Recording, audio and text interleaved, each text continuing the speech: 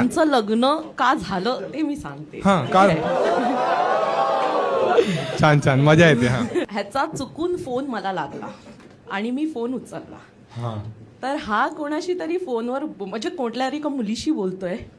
तू तो अपने बंदे के साथ तो घूमती थी, तेरा बंदा तो तुझको डंबल भी उठा के देता था, तू मेरे साथ कैसे आ गई. एक हा हा हा. नवरा म्हणते काय की स्टोरी सांगते ही. मी सांगतो ना मी कसा हगलेलो. हा सॉरी सॉरी. ऍक्च्युली झालं कसं होतं हा. ना, माझा फोन खिशात होता. ठीक हा. आहे, मी बाईक चालवत होतो हा. आणि माझा फोन हिला कनेक्टेड होता. हे मला माहितीच नव्हतं. आणि जी ती होती ना ती माझ्या बाईकवर मागे बसली. ठीक आहे, अशी स्टोरी सांगायची ना. केला आणि मला कॉन्स्टंट कॉलवर कॉल आले हिचे. हा आणि माझी फाटून हातात मला वाटलं आता हिने कुठेतरी बघितलंय मला.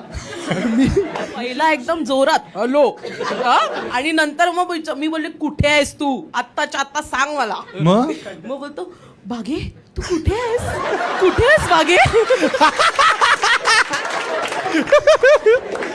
मला वाटलं हिने ऍक्च्युली बघितलं मला. तुला वाटलं धप्पा करेल मागून. मला असं वाटलं कारण ही येईल कुठून तरी रेड होणार माझ्यावर. Red red. हा मग मी हिला त्या पोरीला बोललो म्हणजे काम कर, हे घे 20 रुपये,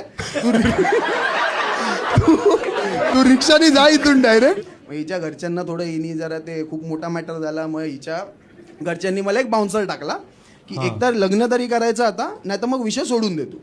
आता मी होतो 8 वर्ष एकत्र, आम्ही 7 वर्ष. ठीक आहे, आता मी बोललो 7 एवढा टाइम इन्व्हेस्ट केला आता त्याच्यामध्ये तो तोडणं आता बरोबर नाही आहे. करून टाकू आता, काय करणार आता, भोगू आपण.